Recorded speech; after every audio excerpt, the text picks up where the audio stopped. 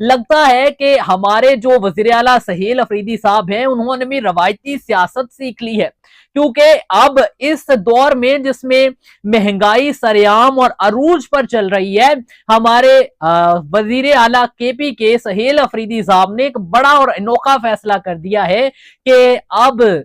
जो हमारे एमपीएस हैं उनको 10-10 करोड़ के फंड दिए जाएंगे और उसमें ऑपोजिशन का कोई किरदार नहीं होगा, उनको नहीं दिए जाएंगे। और इससे भी बढ़कर अब ये आप सोच रहे होंगे कि एक जानिब एमपीएस को फंड दिया जा रहा है उनके तरक्याती काम करवाने के लिए और उनको पैसे, तो दूसरी जानिब मैं इस पर तनकीद क्यों कर रहा हूं। थोड़ा सा आगे चलें और मैं आपको बताऊं कि स्पीकर और डेप्यूटी स्पीकर के अलाउंसेस और मराहत बढ़ाने की भी मंजूरी दे दी गई है। यानी कि एक खबर सामने आती है केपीके में से, जिसमें यह बताया जाता है कि वहां की जो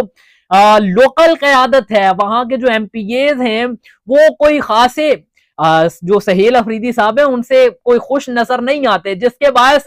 सहेल अफरीदी साहब ने उनको खुश करने के लिए अपने लोगों को मराद दे दी, जबकि वहां पर ओपोजिशन में बैठे एमपीएज और दीगर अरकान असेंबली जो वहां पे मौजूद थे उनका क्या बनेगा, उनके हल्के की अवाम का क्या बनेगा। क्या यही रवायती सियासत जिसके पीछे हम 1947 के बाद से भाग रहे हैं कि ऐसा नहीं होना चाहिए, क्या आप पीटीआई भी ये करेगी? क्योंकि पीटीआई तो बड़े बड़े दावे करती थी कि हम ऐसा नहीं करते। जरा थोड़ा सा आगे चले और बताऊं आपको कि स्पीकर को मराद जो दी जाएंगी और तनख्वाहें जो है वो भी बढ़ाई जाएंगी और उसके साथ साथ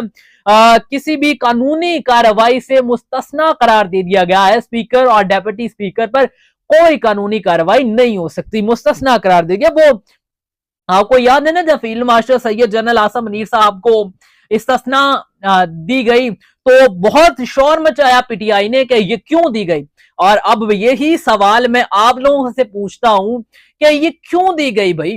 कोई भी शख्स जो चाहे सियासतदान हो चाहे कोई भी हो, वो कानून के मुताबिक अपनी सजा और जजा पाएगा, लेकिन उसके बावजूद भी ये स्पेशल प्रोटोकॉल्स देना। और यहीं तक नहीं, मैंने जो प्रोटोकॉल्स तफसीलन पढ़े उसमें तो यहां तक था कि जो जहाज के अखराजात हैं, जो ट्रेन के सफर के अखराजात हैं, वो तमाम के तमाम स्पीकर्स और डिप्टी स्पीकर्स के गवर्नमेंट ऑफ केपी के बर्दाश्त करेगी। ऐसा क्यों है भाई? हमारी आवाम जो 2 वक्त की रोटी को तरस रही है, उस आवाम पर यह जुल्म किया जा रहा है कि वहां के हुक्मरान अमीर से अमीर तरीन होते जा रहे हैं, बड़ी बड़ी रहायशें अपनाई जा रही हैं। और आज मैं एक और बड़ी खबर देख रहा था कि मोहसिन नकवी साहब के जेरे एहतमाम भी इजलास हुए, जिसमें ये कहा गया कि बड़े बड़े अब होटल्स बनेंगे और वीवीआईपी लोगों को ठहराने के लिए वहां पर जो है वो काम शुरू किया जाएगा।